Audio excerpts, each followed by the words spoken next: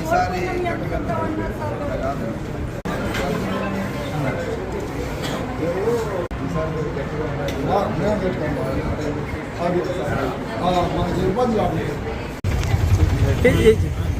గారుపాడు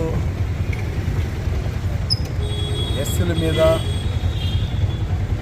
గత 5 సంవత్సరాలుగా దౌర్జన్యం జరుగుతూనే ఉంది. వాళ్లకు ప్రాణహాని తలపెడుతూనే ఉన్నారు వైసీపీ నాయకులు.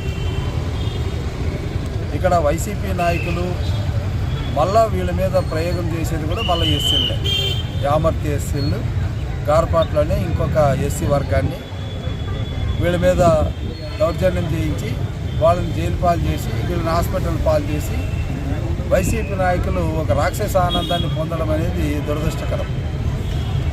సో ఈసారి ఇప్పుడు జరిగినటువంటి ఈ దౌర్జన్యంలో దాదాపుగా 7-8 మంది దెబ్బతిన్నారు.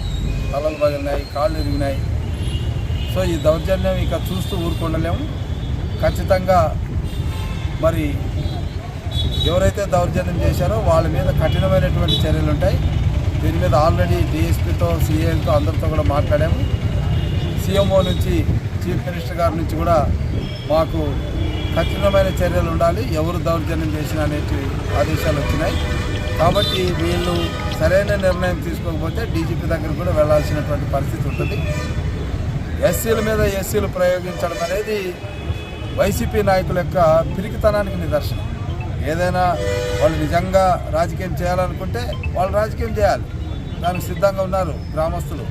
కానీ ఎస్సీల మీద ఎస్సీలు ప్రయోగం చేసి వాళ్ళు ఏదో కూలి నాలి చేసుకునేటటువంటి వాళ్ళు, కొట్టిన వాళ్ళేమో జైల్లో ఉంటారు, కొట్టించుకున్న వాళ్ళేమో హాస్పిటల్లో ఉంటారు. అటు వాళ్ళ భార్యలు ఏడుస్తారు, ఇటు వీళ్ళ భార్యలు ఏడుస్తారు. ఈ ఆనందం ఏంటో వైసీపీ నాయకులకి, మరి వాళ్ళని ప్రోత్సహిస్తున్నటువంటి మరి వైసీపీ ఉన్నత నాయకులకి తెలివి ఉండాలి. కాబట్టి దీని మీద మేము ఖచ్చితంగా పోరాటం చేస్తాం. ఎవడైతే దౌర్జన్యానికి పాల్పడ్డాడో వాని వెనక ఎవడైతే ఉన్నాడో వాళ్ళని ఎవరిని వదిలిపెట్టే ప్రసక్తి లేదు.